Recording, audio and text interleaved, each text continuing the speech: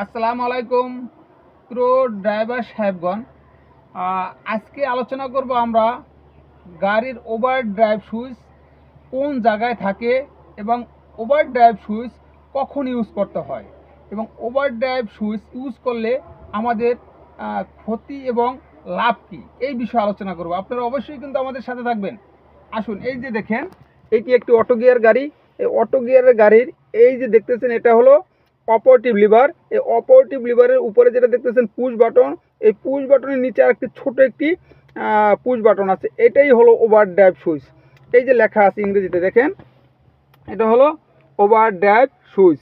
এই over drive সুইচটি আপনি কখন ইউজ করবেন?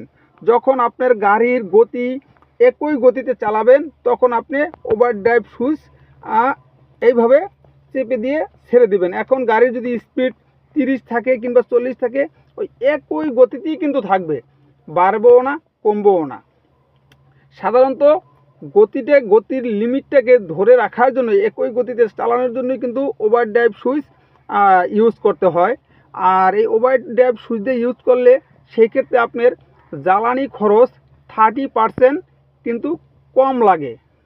যদি আপনার 100 লিটার তেল যেখানে 100 লিটার ফুয়েল যেখানে খরচ হবে, সেখানে কিন্তু 30% ফুয়েল কিন্তু বেঁচে যায়। সেই ক্ষেত্রে আপনারা অবশ্যই এই বিষয়টা জানা দরকার। আর গাড়ির একই গতিতে চালানোর জন্যই কিন্তু এই ওভার ড্রাইভ সুইচ ইউজ করতে হয়।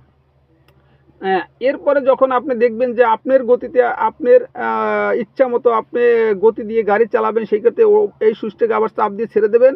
তখন আপনি গাড়ির গতি আপনি 10 কিংবা 20 বা 50, 60 আপনার যে গতিতে চালাতে চাচ্ছেন সেই গতিতে কিন্তু চালাতে পারবেন। আর যখন আপনি ওভার ড্রাইভ সুইচ দেবেন, তখন কিন্তু গতির লিমিটটাকে ধরে রাখবে, বাড়বেও না কমবেও না, একই গতিতেই চলবে। তবে এই সুইচটি সাধারণত কি সব গাড়ির ক্ষেত্রে কি এই লিভারের সাথে থাকে না? অনেক সময় অনেক গাড়িতে আপনার এই যে ড্যাশবোর্ডের সাথে থাকে, যে কোনো ড্যাশবোর্ডের যে কোনো অংশে থাকবে, বা আপনার এই যে লিভারের আশেপাশে থাকবে, বা এই যে স্টারিং হুইলের আশেপাশে থাকবে। এগুলো খুঁজে নিতে হবে।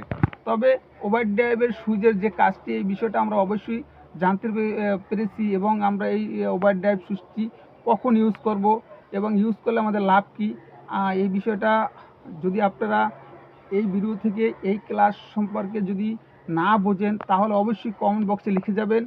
আর আমাদের এই রকমের নিত্য নতুন ভিডিও পেতে আমাদের পেজটিকে ফলো দিয়ে আমাদের সাথে থাকবেন।